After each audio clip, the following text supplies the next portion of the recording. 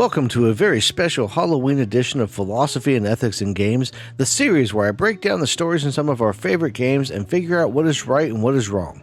I'm Josh Bearheart Hawk, and today we're heading off down the beaten path as we start our exploration of Hackett's Quarry in the 2022 horror thriller, The Quarry. In case you missed any of the previous episodes in the Philosophy and Ethics series, I've linked a playlist in the description below. As I continue to break down this and other games, I'll add new videos to the playlist so you can find them all in one place. The Quarry is a choice-based horror game released by Supermassive Games in 2022, and it follows the story of a group of camp counselors who are just trying to survive the final night at summer camp. It draws inspiration from the movies like Friday the 13th, and even has a bit of Tucker and Dale vs. Evil thrown in just to spice things up. Over the next few weeks, we're going to be picking apart the story and trying our best to get everyone out alive. Oh yeah, you can lose some or all of the characters along the way, and it's not always as simple as just making the morally right choice in this one. I also want to stress that there will be spoilers, just like pretty much every other video here on the channel. And even if you've played the game, you might wind up having something spoiled because there's a wide range of possible endings. With that out of the way, let's jump into The Quarry. We're going to start with Chapter 1, which would normally make sense. And we open to find the end of another glorious summer camp year at the Hackett's Quarry summer camp.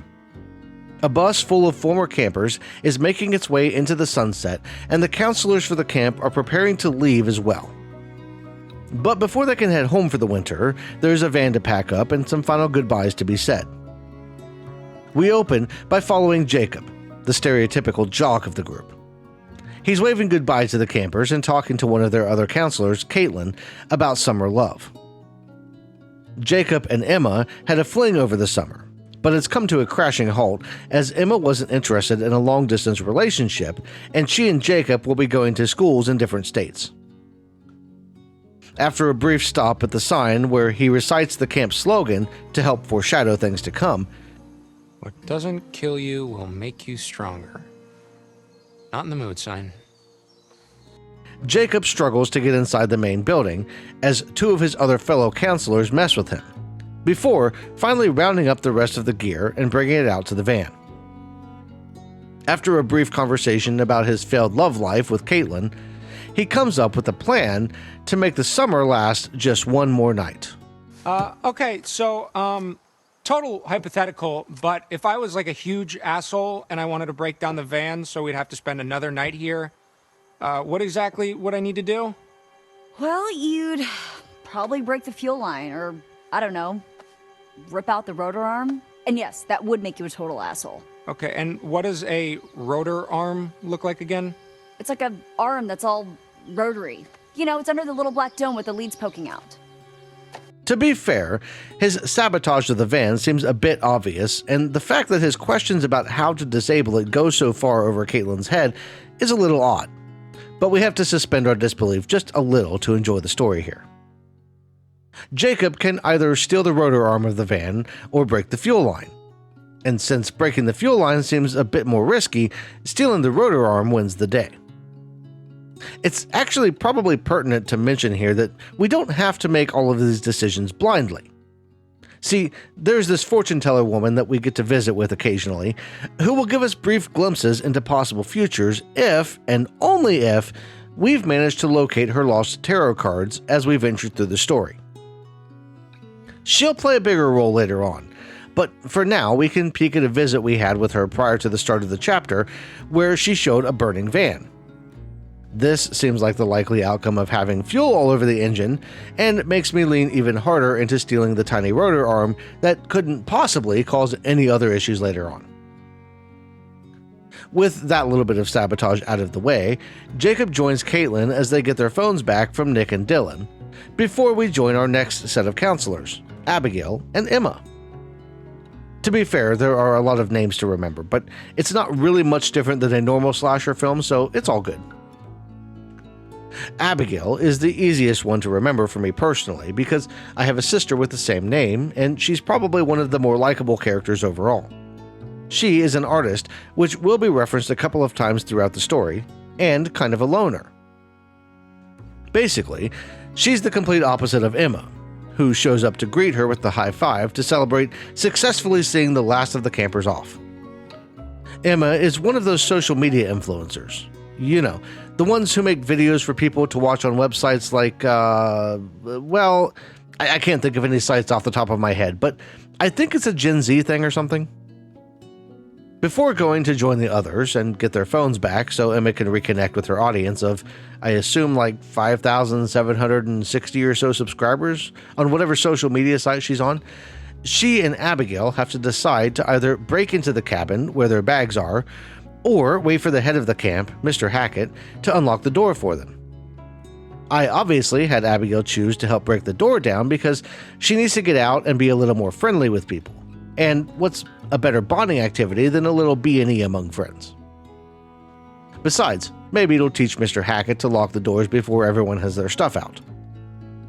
We, of course, have to get a good look around to check for any tarot cards because the old lady that tells the future won't be too happy with us if we don't return her cards. And then it's off to the main building to rejoin the group. Oh, yeah, I also need to mention the toy bunny that Abigail finds inside the cabin that we choose to break into, because it becomes incredibly important later on. I want you to put the picture of that bunny in your mind and just remember it for the next few weeks, as it's going to be something that you don't want to forget about. Let's get you back to Izzy. I didn't manage to locate any tarot cards, but I'm sure it'll be fine. The ride back to camp is a bit bumpy, and Emma lets Abby decide whether to take the long way or the short way. And of course, I take the long way because why not? We also find out as we drive that Abby has some mad pickup skills, as she's been scoping out Nick all summer and plans to reach out to him after camp by sending an email. Why don't you get his handle? Hit him up. Oh, I already have his email. It was in the packet they gave to us on the first day. Email? Are you 93? What's wrong with email? Okay, so hear me out on this, because back in the day, I actually did send my then ex-girlfriend an email asking her out on a date, and we've been married for nearly 2 decades now. So maybe Abby has more game than anyone realizes. Anyway, after a nice scenic drive, the girls wind up back with the group, and we take control of Dylan this time as he struggles to manage life with a low phone battery. Before long, the group is joined by the final member, Ryan, as he emerges from listening to a podcast. While he says the podcast was about ghost stories surrounding Hackett's Quarry, we all know he was really listening to the Philosophy and Ethics in Games playlist. Though, we will go along with his lie and pretend like he was really listening to something about the Hag of Hackett's Quarry, a story that will become more relevant at some point later on. Or not. I mean, who really knows where this whole thing is going anyway, right? It's a horror story after all, not necessarily a ghost story. The story is one that Ryan has been telling the kids all summer, and it's apparently caused some issues, as we find out in a little bit that parents have called to complain that their kids have been coming home too scared to sleep because of the ghost stories that Ryan tells. And I just can't help but wonder what kind of kids are going to summer camp and not expecting to hear ghost stories. I mean, okay, maybe they're really young and they don't know the difference between a story and reality, but come on. Summer camp is all about telling spooky stories around the campfire while eating s'mores and then singing cringy songs. Maybe the parents of little Timmy just need to sit him down and tell him to man up. You can't be 7 forever, Timmy. It's time to learn what the real world is like. You want real horror? Try getting a job and a mortgage and then dealing with the American healthcare system. Then come crying to me about your nightmares. Where was I? Oh, yeah. We finally meet the mysterious Mr. Hackett, and he actually seems like a pretty chill guy, unless you want to charge your phone that's been sitting on a shelf all summer. After shooting down Dylan's hopes of getting more battery power, Mr. Hackett takes Ryan with him into the office to look for the keys to the van. And we not only find out about the ghost story issue from before, but we also have the chance to listen in on a phone conversation that seems just a bit odd. Hello. Yeah. What? Because kids are kids. They only do so much, bro. They're almost out of here, all right? You're cutting it pretty close. We don't want to have... Just hold your damn horses, all right? Everything's A-okay on this end. Bobby and I are geared up. If he's in the area, we'll get him. This is a waste of time. You know it, I know it. No, should I have? He's gone quiet.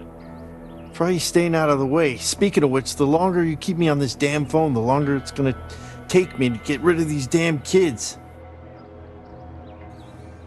Yeah, of course. Adios. Strictly speaking, eavesdropping on people's phone calls is technically wrong, but Mr. Hackett is basically like a father figure to Ryan, and who among us didn't listen to our parents' phone calls from time to time in the hopes of learning some juicy gossip? Whoever he's talking to seems intent on getting the counselors out of camp sooner rather than later, and it sounds like there's something serious going on. They're looking for someone, and they can't really start their search until the camp is empty. Ryan's not exactly smart when it comes to espionage, though, so he gets caught eavesdropping by Mr. Hackett, though he doesn't seem too worried about Ryan hearing the conversation. He doesn't yell at Ryan, but he is disappointed. After scolding Ryan for scaring kids with ghost stories and acting extremely awkward, Mr. Hackett finds the keys to the van and the pair head back outside. Ignoring the fact that Mr. Hackett and others insist on calling the van a minivan when it is definitely not a minivan, the vehicle doesn't start thanks to Jacob's earlier actions. You would think Caitlin would be suspicious, but she doesn't speak up and Mr. Hackett starts to really panic.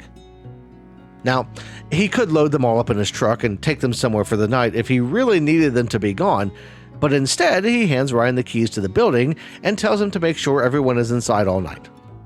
To the group, he sounds just as crazy as he sounds to us, but he seems really worried about them being outside on the property after dark. If it were me, and I didn't want to drive them all someplace, I would have at least made up some story about a killer on the loose or something that would hopefully scare them into listening if it was really a big deal. After all, they're all in their late teens, maybe early 20s, and there's no way they're going to stay inside for the night when there's the chance to hang out around a campfire with no campers around.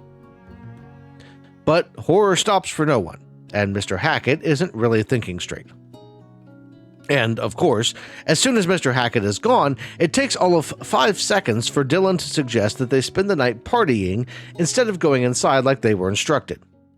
We could go inside until morning. Yeah. Or we could do something else. Who cares what Chris told us to do? He's not our boss anymore. P-A-R-T. Why the fuck not? All right, it seems like the stars have aligned for us, no? Still having control of Ryan and being about 20 years his senior, I do the responsible thing and suggest the group do as they were told. That doesn't really fly, and Ryan is outnumbered as the group votes for a night of fun despite my attempts to be a buzzkill. As everyone fans out to collect supplies for the night, we get some insight into why they were told to stay inside, as it's revealed a pair of men is watching over the counselors from a nearby hill. That alone would be creepy enough, but seeing them covered in what appears to be blood and hammering a hunting season sign into the ground just makes things so much worse. Starting with the party supply gathering, we join Emma and Jacob at the camp store, as Emma is partaking in her second breaking and entering crime of the evening.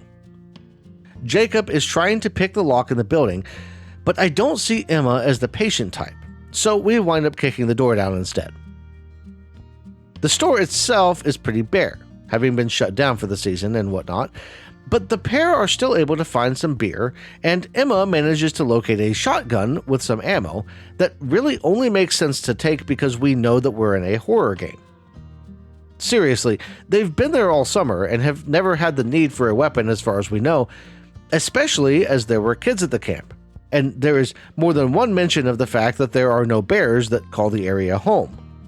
The biggest predator the group would come up against would be, I don't know, a raccoon? Raccoons are kind of shifty. I'm just saying. I wouldn't want to run into one in the dark forest. Have you ever seen a raccoon handle a switchblade? They're more dangerous than people realize. But I digress. Before leaving the store, Emma and Jacob also manage to find some fireworks and a snack from Jacob's childhood that apparently brings back good memories for him. Pop, pop, peanut butter pops. Pop, pop, pop them in your mouth. Pop. Oh my god, they're like the greatest snack of all time. Finally, they load everything up in a wheelbarrow and head off to meet the rest of the group at the fire pit.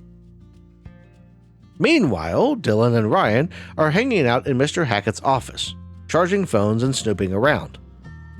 Well, Dylan is snooping because I'm controlling him and I'm rather nosy.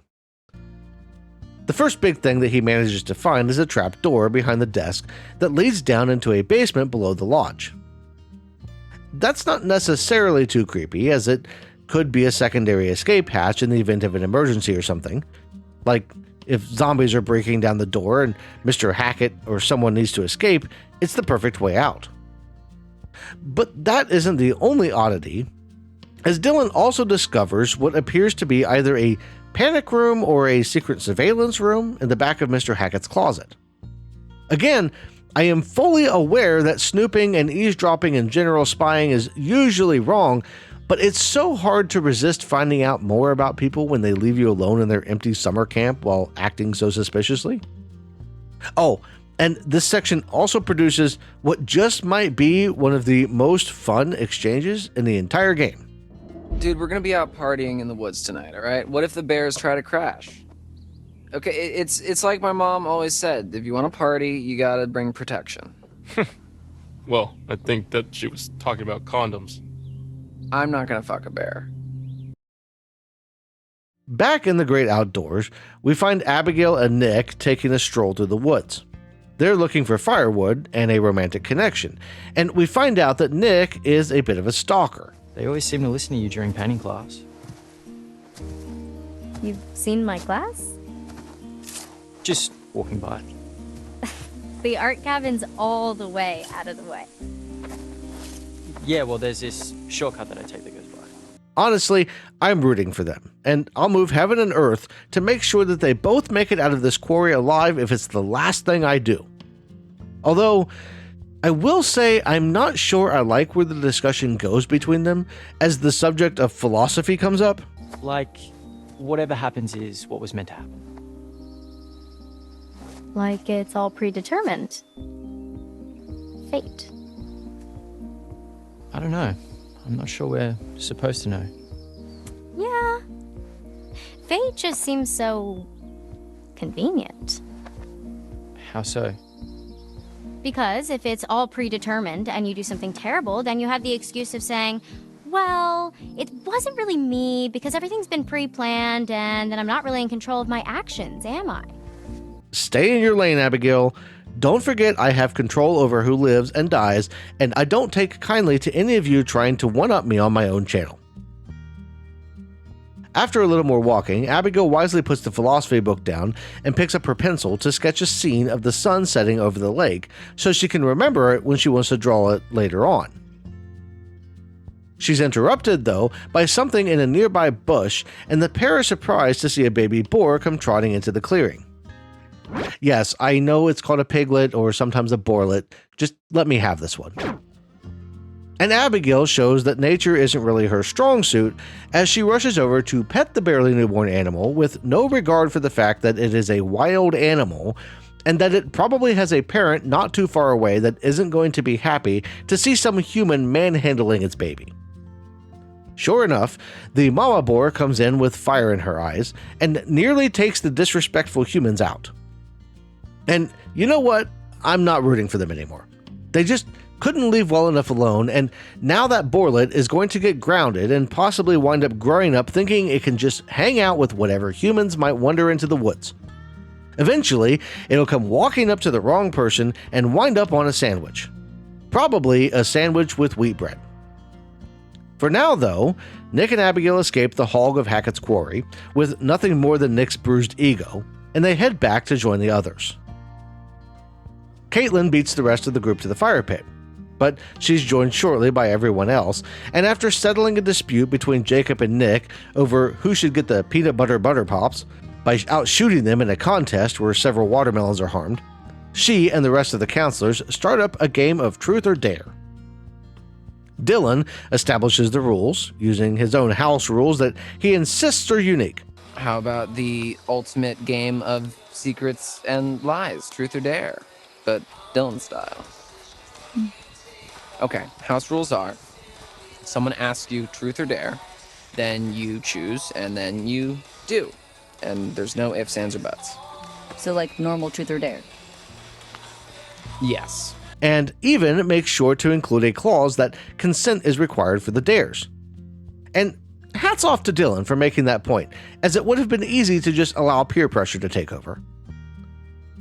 The game goes pretty smooth, and not much happens until Caitlin dares Emma to kiss either Jacob, who she's been having a summer fling with, or Nick, who Abigail has been crushing on. Jacob assumes that he's going to be picked, but Emma throws a curveball and goes for Nick. Abigail and Jacob both end up upset, storming off and going their own way, and before long, Emma and Nick are chasing down their respective partners, or whatever they are at this point, leading the group to being mostly separated in the woods at night and bringing this episode to a close. Well, almost to a close, as it turns out the weird guys from earlier are still watching the group from a nearby hill. And now we have to wonder what their intentions are, as they seem to be following the couples away from the campfire. Next week, we'll get our first glimpse at the horrors waiting in the woods, as the group comes face to face with the mysterious strangers, and we lose our first counselor in an unexpected way. Looks like we have a choice on our hands. Do we snoop through someone else's belongings, or do we open the spooky trapdoor and die a horrible, painful death? To make sure you don't miss out, Sub, share, smash that like button. and check the channel membership or Patreon to get your name on the screen and help me keep making these deep dives. I want to thank you all for watching, and I'll see you in the next one.